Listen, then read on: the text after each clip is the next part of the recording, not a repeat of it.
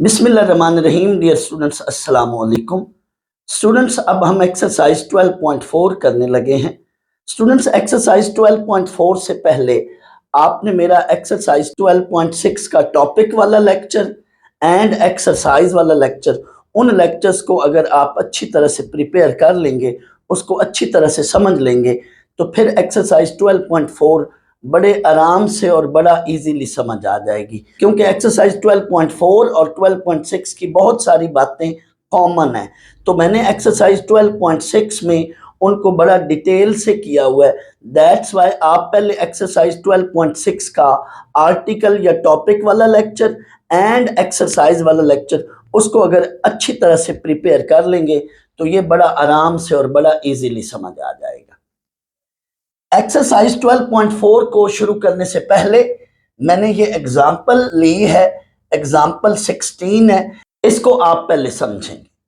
यहां पे स्टूडेंट्स एक पार्ट तो गिवन है साइन इनवर्स √3/2, साथ मैंने इसी के कंपैरिजन के लिए ये कैपिटल साइन इनवर्स √3/2, ये कैपिटल एस साइन इनवर्स √3/2 भी लिया है। स्टूडेंट्स, ये बात याद रखें, अगर इनवर्स फंक्शन स्मॉल लेटर के साथ स्टार्ट हो रहा होगा तो वो इनवर्स रिलेशन है, और अगर कोई इनवर्स फंक्शन कैपिटल लेटर के साथ स्टार्ट हो रहा होगा तो वो इनवर्स फंक्शन है।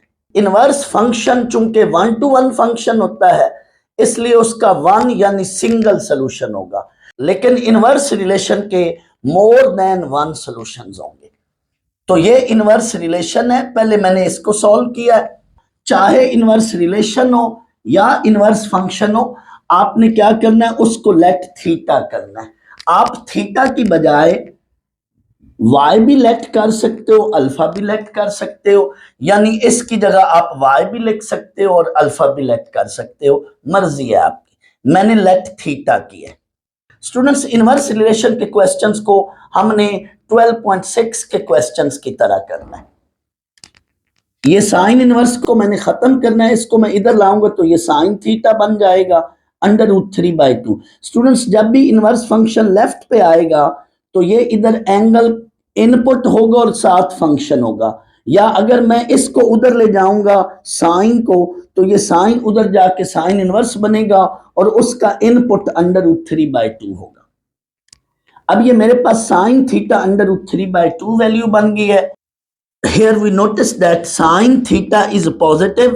Sin theta कहां पॉजिटिव होता है? Sin theta is positive in first and second quadrant. साथ हमने रेफरेंस एंगल भी निकाल लिया। Here reference angle is π/3। अब हमने फर्स्ट और सेकंड क्वाड्रेंट में सोल्यूशन लिखना है।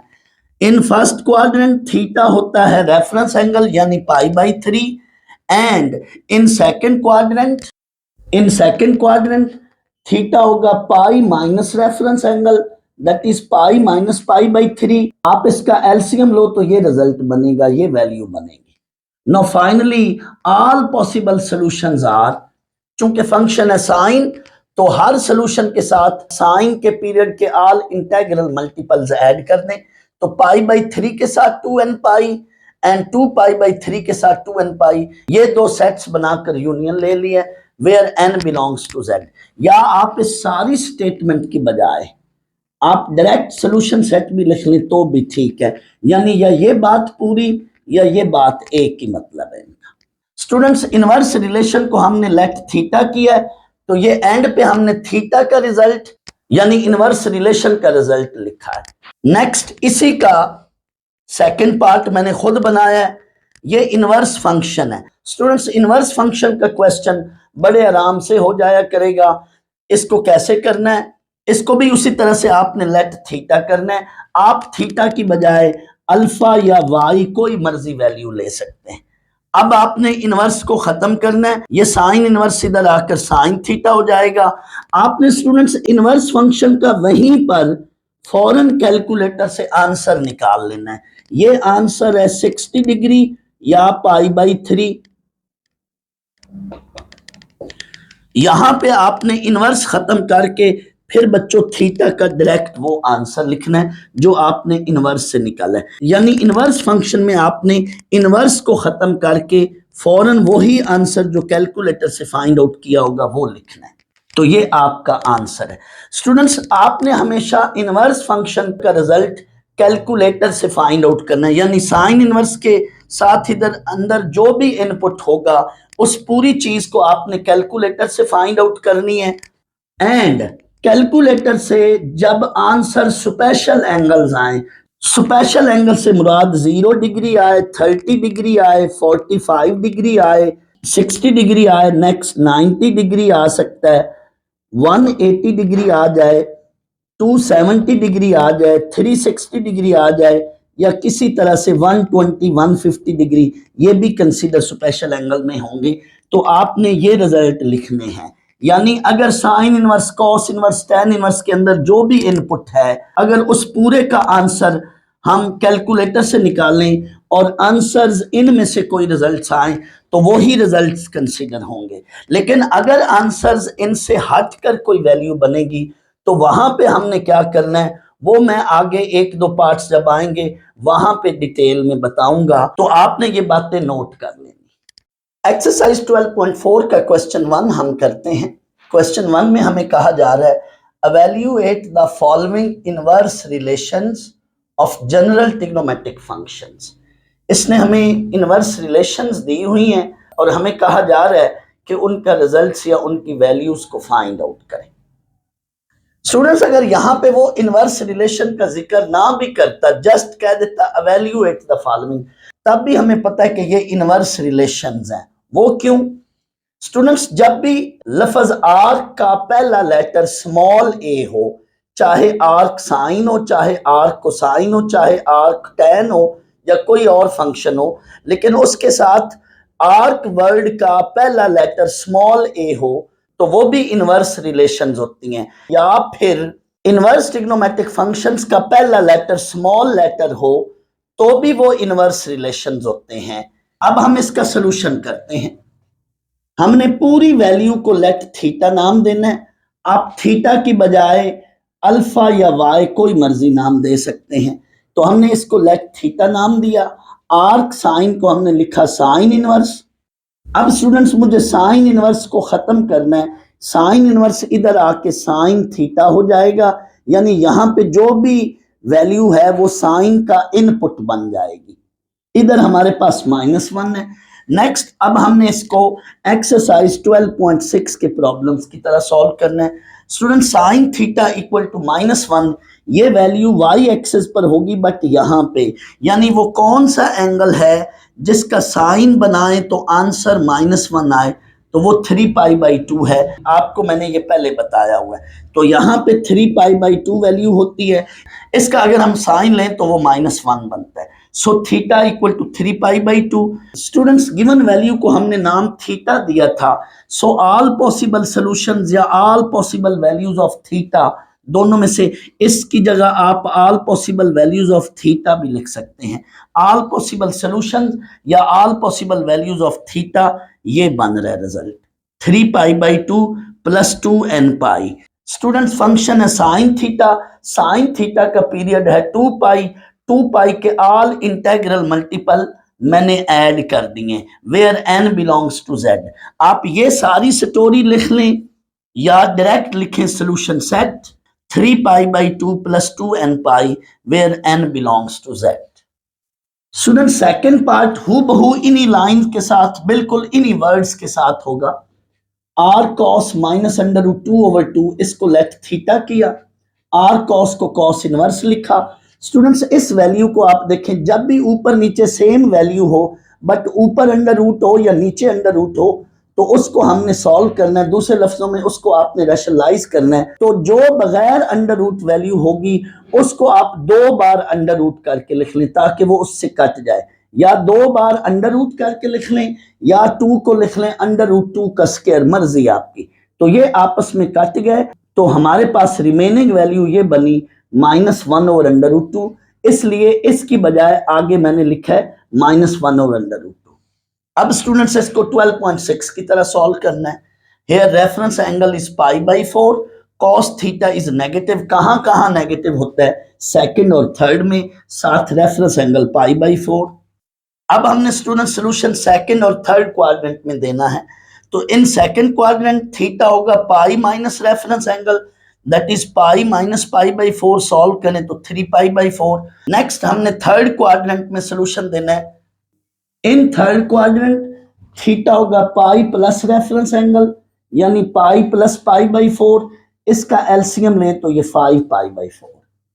फाइनली हमने स्टूडेंट सोल्यूशन सेट लिखना है, तो थीटा की दोनों वैल्यूज के साथ 2n पाई लिखकर सेट बनाकर यूनियन ले लें where n belongs to z।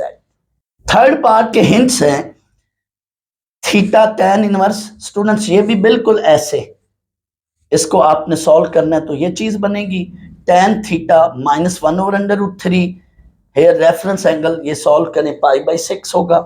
tan theta is negative in second and fourth quadrant, in second quadrant pi minus reference angle करेंगे, ये वैल्यू बनेगी, in fourth quadrant 2 pi minus reference angle करेंगे, ये value बनेगी।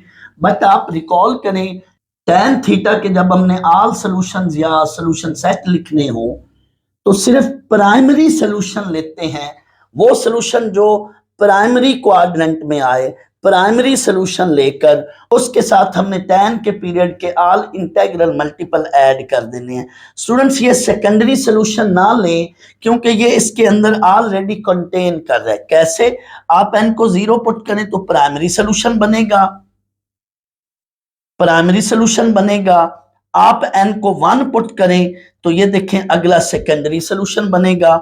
यहां पे स्टूडेंट्स आप recall करें tan थीटा अगर पॉजिटिव हो तो सॉल्यूशन फर्स्ट और थर्ड में आता है, तो आपने फर्स्ट क्वाड्रेंट का सॉल्यूशन निकालकर उसमें 180 ऐड करें तो थर्ड में चले जाएंगे, फिर इसमें 180 ऐड करें तो अगेन फर्स्ट में आ जाएंगे, फिर 180 ऐड करेंगे तो थर्ड में चले जाएंगे।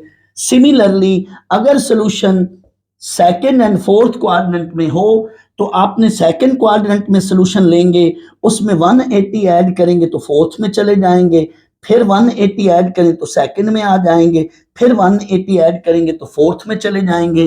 तो tan थीटा के वक्त जब आपने ऑल सॉल्यूशन या सॉल्यूशन सेट निकालने हो तो आपने प्राइमरी सॉल्यूशन या प्राइमरी क्वाड्रेंट ले लेना है, उसके अंदर जो सॉल्यूशन बनता होगा उसमें आपने n पाई ऐड करें तो बाकी रिमेनिंग सॉल्यूशन साथ साथ सारे बन जाएंगे। इसलिए मैंने tan थीटा की ये प्राइमरी वैल्यू लेकर उसमें n पाई ऐड किया। एक्सरसाइज 12.4 का question number 2, compute the following expressions, ये फर्स्ट पार्ट है, आर्क कॉस tan 3π/4, हमें इस एक्सप्रेशन का रिजल्ट फाइंड आउट करना है, इसको कैलकुलेट करना है। स्टूडेंट्स इस पूरी वैल्यू को लेट थीटा कर लेता हूं मैं, तो इट मींस मुझे एंड पे थीटा का आंसर निकालना है। आर्क कॉस tan 3π/4, ये आर्क वर्ड का पहला लेटर ए, ये स्मॉल लेटर है, दैट्स वाई ये इनवर्स रिलेशन है। नेक्स्ट मैंने लिखा cos inverse of tan 3π/4। Students tan 3π/4 को कैलकुलेटर से सॉल्व करना है आपने। 3π/4 135 डिग्री बनता है, तो tan 135 डिग्री बन गया। अब tan 135 डिग्री ये आप डायरेक्ट कैलकुलेटर से फाइंड आउट करें तो ये -1 है, इसको -1 लिख लिया। अब स्टूडेंट्स ये पूरी वैल्यू जो है ये हमें फाइंड आउट करनी है। ये पिछले पार्ट की तरह ये कॉस इनवर्स -1 ये एक रिलेशन है, कॉस इनवर्स को खत्म करें तो ये कॉस इनवर्स इधर आके कॉस थीटा इक्वल टू -1 बन जाएगा। अब इसका रिजल्ट लिखना है, ये क्वाड्रेंटल एंगल है, theta equal to pi value होगी, यानी वो कौन सा एंगल है जिसका रिजल्ट -1 है, तो वो थीटा पाई वैल्यू है। सो all possible solution of given, ये जो गिवन एक्सप्रेशन है इसके ये आंसर्स होंगे। इनफैक्ट हमने ये थीटा के आंसर्स निकालने हैं क्योंकि गिवन एक्सप्रेशन को हमने नाम थीटा दिया है, इट मीन ये थीटा के आंसर्स हैं या गिवन एक्सप्रेशन के आंसर्स। पार्ट 2 है कंप्यूट दिस रिजल्ट, हमें स्टूडेंट्स इस वैल्यू को फाइंड आउट करना है। स्टूडेंट्स यहाँ पे गौर करें, मेरी बात को गौर से सुने, ये कैपिटल टी है, इट मीन ये इनवर्स फंक्शन है। स्मॉल टी होता फिर वो इनवर्स रिलेशन थी, लेकिन कैपिटल टी है, tan इनवर्स के साथ कैपिटल टी है, तो ये हमारा इनवर्स फंक्शन है। So there will be only single solution.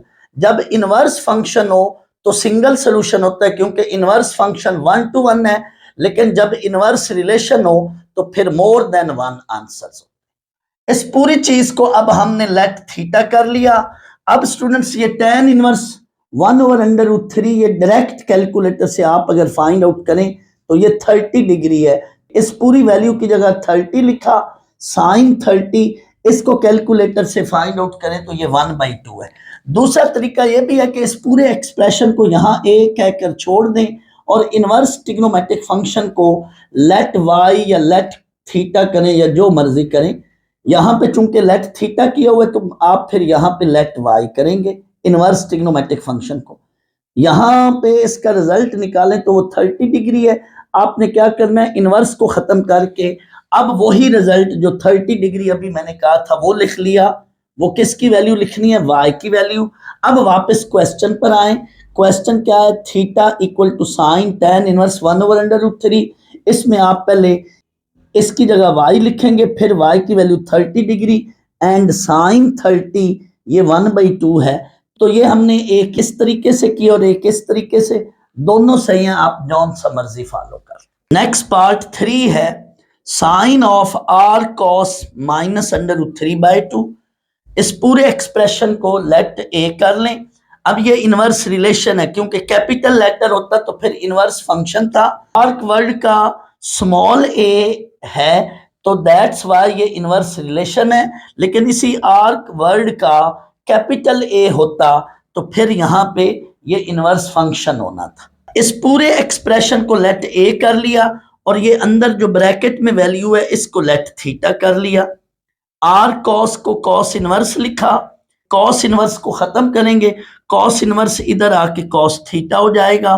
Cos theta equal to -√3/2। ये नेक्स्ट बोर्ड पर अब हम करते हैं। Cos theta equal to -√3/2। अब ये 12.6 की तरह इसका सामने रेफरेंस एंगल निकाला मैंने। Cos theta is negative in second and third quadrant and reference angle is π/6। In second quadrant theta pi minus reference angle, ये वैल्यू बनी। In third quadrant theta pi plus reference angle, ये value बनी। यहां पे students ये मेरे पास theta के दो आंसर्स बने हैं। इनफैक्ट थीटा हमने किस वैल्यू को नाम लेट किया था स्टूडेंट्स, थीटा मैंने इस वैल्यू को लेट किया था। इट मीन अब थीटा की वैल्यू यहां मैं पुट करूंगा। इट मीन अब ये पूरा एक्सप्रेशन ए लूंगा, ए एक्सप्रेशन लेकर इधर ब्रैकेट के अंदर मैं थीटा लिखूंगा, क्योंकि इस चीज को लेट थीटा मैंने किया है। फिर मैं एक बार थीटा की वैल्यू 5π/6 और एक बार थीटा की वैल्यू 7π/6 पुट करके रिजल्ट फाइंड आउट करूंगा। आए स्टूडेंट्स मैं यही काम करूं, मैंने दो केसेस बना लिए। व्हेन थीटा 5π/6 एक्सप्रेशन ए में जाऊंगा, साइन के अंदर वाली वैल्यू को लेट थीटा किया था इसलिए साइन के साथ थीटा लिखा और ये बन जाएगा साइन ऑफ 5π/6। इसको कैलकुलेट करें तो ये 1/2 है। फिर when theta 7π/6 expression A sine of theta, theta के अंदर मैंने उसकी वैल्यू पुट की। स्टूडेंट्स एक्सप्रेशन ए ये था साइन ऑफ आर्क कॉस -√3/2, ये एक्सप्रेशन ए था। तो एक्सप्रेशन ए में अब अंदर वाली वैल्यू को इसको लेट थीटा किया था तो साइन ऑफ थीटा और थीटा की ये वैल्यू पुट करूंगा। नेक्स्ट फिर साइन ऑफ थीटा और थीटा की ये वैल्यू पुट करूंगा 7π/6। तो ये दो केसेस बने। एंड पे हमारे पास स्टूडेंट्स ये दो आंसर्स आए हैं 1/2 एंड -1/2। तो फाइनली हमारा सोल्यूशन सेट बना 1/2, -1/2। स्टूडेंट्स आप गौर करें पार्ट 2 और 3 में। स्टूडेंट्स पार्ट 2 में देखें तो ये ब्रैकेट में अंदर इनवर्स फंक्शन है। इनवर्स फंक्शन 1 to 1 होता है, इसलिए उसका सिंगल यानी 1 सोल्यूशन बनेगा। यहां पे 30 डिग्री साइन 30 1/2। लेकिन ये स्टूडेंट्स इनवर्स रिलेशन है। इनवर्स रिलेशन के एक से ज्यादा सॉल्यूशंस होते हैं, तो यहां इसके एक से ज्यादा सॉल्यूशंस बनेंगे, तो इसके फिर दो आंसर्स बने हैं और उन दोनों आंसर्स का फिर मैंने साइन लिया। स्टूडेंट्स, अब हम क्वेश्चन 2 का पार्ट 4 करते हैं। पार्ट 4 क्या है? tan of r cos of -4/5। Students, इस पूरे एक्सप्रेशन को लेट ए नाम दे दें, जैसे हमने थर्ड पार्ट में भी इसको लेट ए नाम दिया था, और ये जो ब्रैकेट के अंदर वाली वैल्यू है इसको लेट थीटा पुट करें। स्टूडेंट्स, जैसे ही आप इसको पुट थीटा करेंगे तो सामने आपने एक बॉक्स बनाकर अपनी आसानी के लिए उस बॉक्स में ये लिखना है, we have to find out value of. अब आपने स्टूडेंट्स इसको लेट थीटा किया, ये ब्रैकेट के अंदर वाली वैल्यू को लेट थीटा किया है, जबकि पूरा एक्सप्रेशन है tan of this one. It mean जब आपने इसको लेट थीटा किया है तो इट मीन आपने फिर tan थीटा का जवाब निकालना है। इसको अगर आपने लेट थीटा किया तो आपने फिर क्या करना है? tan ऑफ थीटा का जवाब निकालना है। तो बॉक्स में आपने यही बात लिखनी है, we have to find out value of tan theta. आप स्टूडेंट्स पार्ट थर्ड में भी यहां पे बॉक्स बनाकर लिख सकते हैं, we have to find out value of sine of theta. यानी यहां पे आप बॉक्स बनाकर सामने लिख लेंगे कि we have to find out value of sine theta. तो जब आप यहां पे ये बॉक्स बनाकर ये लिख लेंगे तो ये देखें आखिर में हमने जाकर वही काम किया है, क्योंकि इसको आपने लेट थीटा नाम दिया है तो आपने फिर एंड पे साइन थीटा के आंसर्स निकालने हैं। तो थीटा की यहां पे दो वैल्यूज बनी थी, दैट्स वाई साइन थीटा, एक बार थीटा 5π/6 और दूसरी बार थीटा 7π/6। इनफैक्ट वो हम यहां से बना रहे हैं साइन थीटा और फिर थीटा की वैल्यू उसमें पुट कर रहे हैं। स्टूडेंट्स, ऐसा बॉक्स में लिखने से आपको फायदा ये होता है कि फाइनली क्वेश्चन के अंदर करना क्या है, क्वेश्चन के अंदर वैल्यू क्या निकालनी है या क्वेश्चन के अंदर किसका रिजल्ट निकालना है, ये बॉक्स आपको एंड पे लाजमन वहां से हिंट देता है कि फाइनली आप ये स्टेप करोगे। ये अभी जब क्वेश्चन के अंदर बात आएगी तो अभी आपको क्लियर हो जाएगा। स्टूडेंट्स, यहाँ पे कॉस इनवर्स को मैंने खत्म करना है, कॉस इनवर्स को इधर लाऊंगा तो ये कॉस थीटा बन जाएगा। स्टूडेंट, यहां पे मेरी एक बात बड़ी गौर से सुननी है आपने, जब भी इनवर्स फंक्शन की आप वैल्यू कैलकुलेटर से लिखना चाहो, कैलकुलेटर से बनाना चाहो, तो आपने सिर्फ वो वैल्यू लिखनी है जो रिजल्ट स्पेशल एंगल बने। मसलन स्पेशल एंगल से मुराद थीटा की वैल्यू 0 आए, 30 आए, 45 आए, 60 आए, 90 आए, 180 हो, 270 हो, 360 वगैरह। जब ये वैल्यूज आए तो आपने फौरन कैलकुलेटर से रिजल्ट पुट करना है। जैसे यहां पे देखें मैंने यही काम किया था, कैलकुलेटर से रिजल्ट पुट किया। लेकिन जब भी आप इनवर्स फंक्शन का कैलकुलेटर से रिजल्ट निकालो और रिजल्ट इनसे हट कर कोई वैल्यू आ जाए तो वहां पे स्टूडेंट्स फिर दो तरीके हैं, वहां से फिर आपने क्वेश्चन को दो तरीकों से कर सकते हैं। एक तो ये तरीका कि वहां पे आप आइडेंटिटी से भी उस सवाल को कर सकते हो, और दूसरा स्टूडेंट्स आपने उस सवाल को राइट एंगल ट्राइंगल से भी कर सकते हैं।